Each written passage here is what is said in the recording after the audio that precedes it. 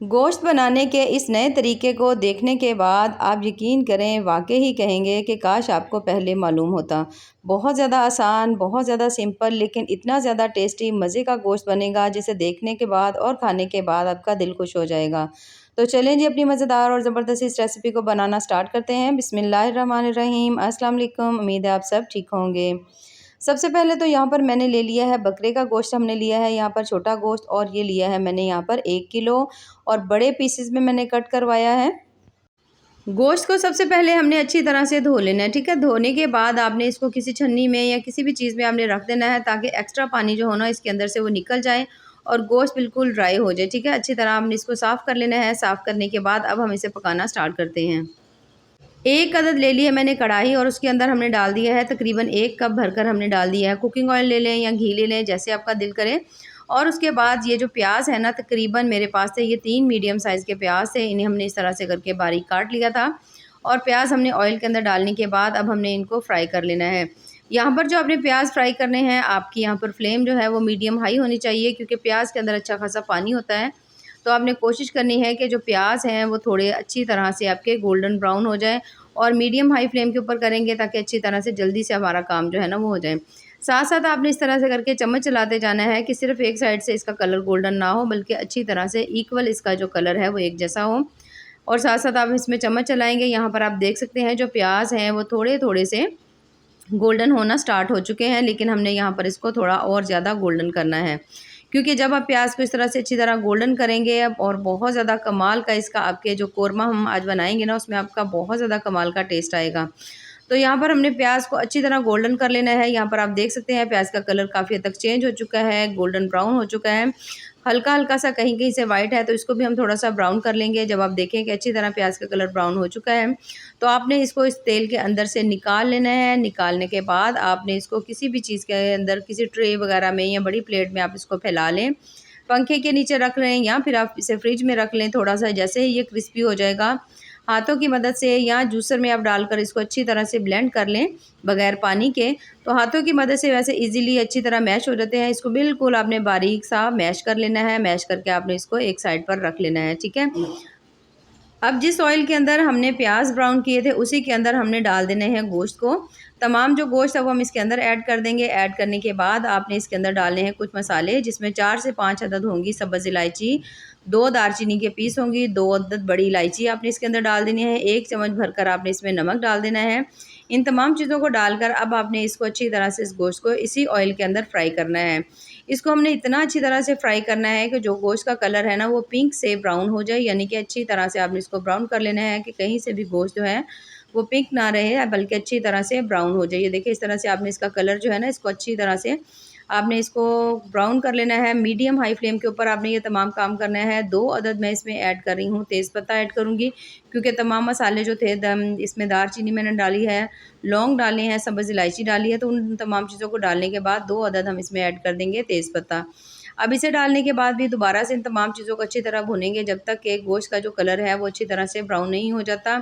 इस ऑयल में आपने ऐसा समझें कि गोश्त को आपने फ्राई कर लेना है अच्छी तरह से, जब तक कि गोश्त के अंदर जो एक मखसूस स्मेल होती है वो ख़त्म नहीं हो जाती। और यहाँ पर आप गोश्त का कलर चेक कर सकते हैं। माशाल्लाह से गोश्त जो है वो बहुत अच्छी तरह से उसका कलर ब्राउन हो चुका है। इस ऑयल में हमने उसको इतनी अच्छी तरह भुना है कि बहुत अच्छी सी इसके अंदर से खुशबू आ रही है।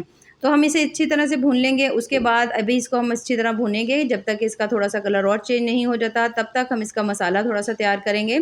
तो 2 चम्मच मैंने अलग से पैन में ले लिया है, लहसुन अदरक मैंने ले लिया है। उसके साथ ही मैं इसके अंदर ऐड कर रही हूँ तकरीबन 4 से 5 अदद सब्ज़ मिर्चें, ठीक है। ये इनको भी इसके अंदर ऐड कर लेंगे।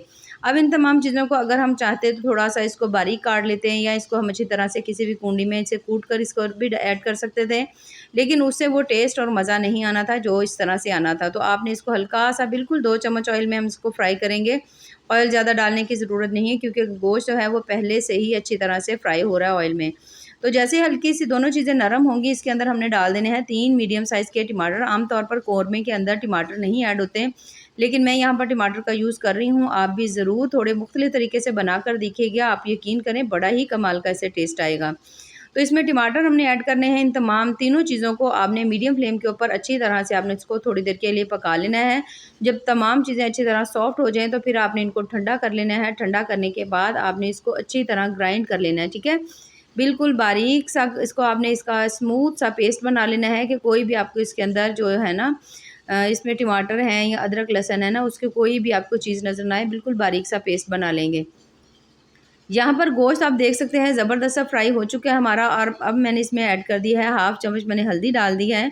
उसके साथ 1 चम्मच मैं इसके अंदर डाल रही हूँ लाल मिर्च का। जो नमक है वो हमने पहले ही डाला हुआ था, तो नमक मैं यहाँ पर बिल्कुल ऐड नहीं कर रही। अब ये जो हमने टमाटर और उसके साथ अदरक लहसुन का हमने पेस्ट बनाया था भूनकर, वो हमने इसके अंदर ऐड कर दिया है।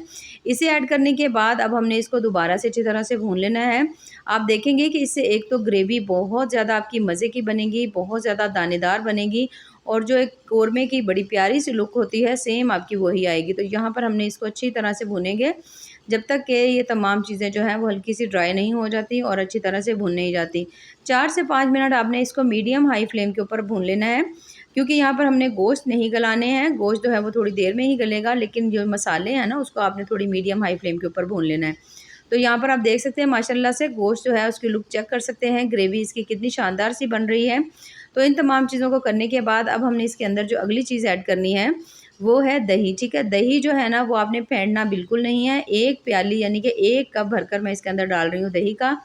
दही हमने इसलिए नहीं फेंटना क्योंकि इससे दही के अंदर जो दाना होता है ना वो ख़त्म हो जाएगा और कोरमा जो है ना वो मज़े का नहीं बनेगा। तो हमने दही ऐसे ही ऐड कर देना है। थोड़ी देर जब आप भुनेंगे तो जब आपको इसको चेक करेंगे ना थोड़ा-सा इसकी ग्रेवी को, तो आपको जो ग्रेवी है ना वो बहुत ज़्यादा दानेदार और मज़े की लगेगी। तो यहाँ पर आप देख सकते हैं इसमें थोड़ा-सा मैंने दही जो ऐड किया था, ऐड करने के बाद अब हमने इसको पकाना स्टार्ट करना है और इसको भूनना है जब तक कि जो दही है ना उसका पानी ना अच्छी तरह से इसके अंदर से ख़त्म नहीं हो जाता। तो यहाँ पर मैंने काफ़ी हद तक इसकी बुनाई कर ली है माशाल्लाह से, बड़ा ही कमाल की इसके अंदर से जो खुशबू है ना वो आ रही है। तो अब हमने इस गोश्त को गला लेना है और इसके अंदर डालना है हमने पानी, ठीक है? पानी हमने इसमें इतना डालना है कि जो गोश्त है वो अच्छी तरह से इसके अंदर पानी के अंदर डिप हो जाए। आप चाहें तो इसको कुकर में भी बना सकते हैं, लेकिन मैं इसको ऐसे ही बना रही हूँ। कढ़ाई के अंदर ही पानी मैंने इसमें डाल दिया है। डालने के बाद अब हमने इसके ऊपर ढक्कन लगा देना है और इसको हमने रख देना है कम से कम भी 30 मिनट के मैं रखूँगी। अगर आप इसे कुकर में बना रहे हैं तो आपको 10 से 15 मिनट या 12 मिनट लग सकते हैं। डिपेंड करना है गोश्त पे कि सख्त है या थोड़ा नरम है। जब तक ये गोश्त गलता है हम इसका मसाला तैयार कर लेते हैं। मसाला तैयार करने के लिए यहाँ पर मैंने ले लिया है तकरीबन 2 चम्मच मैंने ले लिया है इसमें धनिया, इसमें ले लिया है सूखा धनिया, और उसके साथ 1 चम्मच भरकर हमने इसमें ले लिया है ज़ीरा। इसके अंदर थोड़ी-सी काली मिर्चें भी हैं और उसके साथ थोड़े से लौंग भी हैं, 3 से 4 अदद इसमें लौंग भी हैं, यानी मिक्स जो गरम मसाला होता है ना आप वो ले लें। बादियान के फूल अगर खुशबू के लिए आप ऐड करना चाहते हैं तो वो भी आप इसमें कर सकते हैं। वैसे मैंने इसमें जायफल डाल दी है, उसके साथ 4 से 5 अदद इसमें मैंने डाल दी हैं लाल मिर्चें, ठीक है? और उसके बाद साथ ही हम इसके अंदर डाल देंगे सब्ज़ इलायची 4 से 5 अदद दाने, और इसको हमने थोड़ा-थोड़ा सा कर लेना है रोस्ट। अगर आपके पास ये तमाम मसाले नहीं हों तो फिर आपने घर जो आम तौर पर बाज़ार से पैकेट मिलता है ना कोरमा मसाले का, तो आप वो ले लीजिएगा और आप ये जो है ना तमाम स्टेप जो है ना इसको आप स्किप कर सकते हैं। ये हम घर में ही कोरमा मसाला बना रहे हैं, तो अगर आपके पास ना हो तो आप बाज़ार वाला कोरमा मसाले का जो पैकेट मिलता है ना छोटे वाला वो ले लें। तो यहाँ पर अच्छी तरह से ये देख सकते हैं आप, इसको हमने हल्का-हल्का सा भून लिया है। इसके अंदर से धुआँ थोड़ा-थोड़ा निकलना शुरू हो चुका है, जिसका मतलब अच्छी तरह ये रोस्ट हो गया है। तो बस इसे हम उतार लेंगे। उतारने के बाद हमने इसको ग्राइंड कर लेना है। अब यहाँ पर मैंने ले लिए हैं थोड़े से बादाम मैंने ले लिए हैं 8 से 10, और थोड़े से काजू ले लिए हैं। इससे भी जो ग्रेवी है कोरमे के अंदर इसे ज़रूर डालिएगा, ग्रेवी का टेस्ट मज़ा दुबाला हो जाएगा। इसको आपने 1 कप पानी या हाफ़ कप पानी लेकर आपने इन तमाम चीज़ों को अच्छी तरह से ग्राइंड कर इसका पेस्ट बनाकर रख लेना है। इसे रख लेंगे। यहाँ पर हमारा जो गोश्त है इसे पकते हुए आधा घंटा हो चुका है। बिल्कुल मैंने पहले इसको रख दिया था थोड़ी हाई फ्लेम के ऊपर। जब गोश्त गलना स्टार्ट हो गया तो मैंने इसकी फ्लेम बिल्कुल हल्की सी कर दी और गोश्त को हमने तसल्ली से गलने दिया, और माशाल्लाह से अच्छी तरह गोश्त जो है वो गल चुका है। अब हमने जो मसाला बनाकर रखा हुआ था ना, ठीक है, भून कर रखा हुआ था, तो उसको ग्राइंड कर लिया था, तो ये मैं इसके अंदर तमाम मसाला ऐड कर दूँगी। इससे जो कोरमा है उससे इसके अंदर इतनी प्यारी खुशबू आएगी, इतना मज़े का टेस्ट आएगा कि जब आप बनाएँगे ना तो आप वाक़ई तारीफ़ किए बिना रह नहीं पाएँगे। अब इस मसाले को डालने के बाद हमने इसको इसके साथ अच्छी तरह से भूनना है जब तक कि तमाम मसालों की इसके अंदर से बहुत अच्छी तरह से खुशबू नहीं आती। भुनाई हमने इसकी पहले ही कर ली थी, ठीक है? अब यहाँ पर जो मैंने आपको बादाम और जो हमने काजू थे ना वो मैंने उसका जो आपको बताया था कि आपने इसको ग्राइंड करके रखना है वो मैंने इसके अंदर डाल दिया है। छोटी सी वीडियो जो थी वो क्लिप मुझसे मिस हो गई है, लेकिन मैंने इसमें डाल दिया है, मैंने आपको इसमें दिखा दिया है। तो इसे दिखाने से, इसे डालने से ये होगा कि आपका जो है ना बहुत ज़्यादा ग्रेवी जो है ना मज़े की बनेगी, बहुत ज़्यादा दानेदार और मज़े की बनेगी। यहाँ पर वैसे भी आप ग्रेवी की लुक चेक कर सकते हैं, माशाल्लाह बहुत ज़्यादा ज़बरदस्ती बनी है। तो यहाँ पर थोड़ी देर के लिए हमने इसको भूनना है, बहुत ज़्यादा देर नहीं भूनना, क्योंकि इसकी भुनाई हम ऑलरेडी बहुत अच्छी तरह से कर चुके हैं। बस जो चीज़ें हमने रखी हुई थी वो तमाम इसमें स्टेप बाय स्टेप डालते जाएँगे और साथ-साथ इसको मीडियम हाई फ्लेम के ऊपर या लो फ्लेम के ऊपर आपने इसको भूनते जाना है।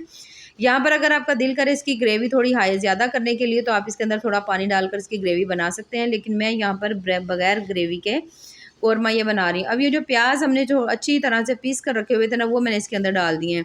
तो ये प्याज डालने से आप देखिएगा कि जो ग्रेवी है उसकी लुक कितनी माशाल्लाह प्यारी आती है। ये देखिए इस तरह से करके आपने इसके अंदर अच्छी तरह चम्मच चलाना है, हल्की अच्छी तरह से मिक्स कर देंगे। मिक्स करने के दौरान आप इस ग्रेवी की लुक चेक करिएगा, माशाल्लाह कितनी ज़बरदस्त लगेगी। ये देखें इस तरह से।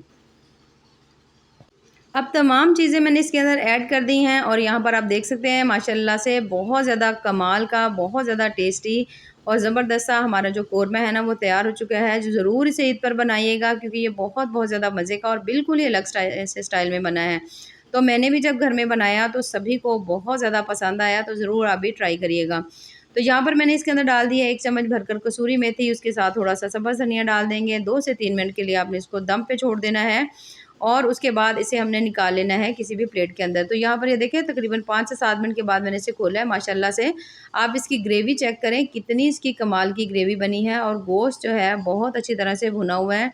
तो आप इसको ऐसे ही आप यकीन करें, इसका टेस्ट इतना ज़्यादा मज़े का आएगा कि इसके साथ आपको कोई चटनी केचअप लेने की ज़रूरत नहीं होगी। तो इसे मैं यहाँ डाल रही हूँ एक प्लेट के अंदर या किसी भी बोल के अंदर। ये देखिए हम इस तरह से डाल लेंगे और माशाल्लाह से बहुत ज़्यादा टेस्टी, बहुत ज़्यादा मज़ेदार ज़बरदस्त सा हमारा मटन कोरमा जो है वो तैयार हो चुका है। तो अगर आपको मेरी आज की रेसिपी पसंद आए तो चैनल को ज़रूर लाइक करें, सब्सक्राइब करें।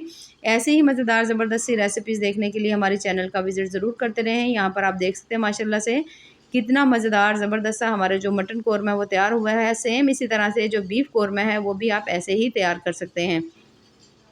बाकी दुआओं में याद रखिए। अल्लाह हाफ़िज़।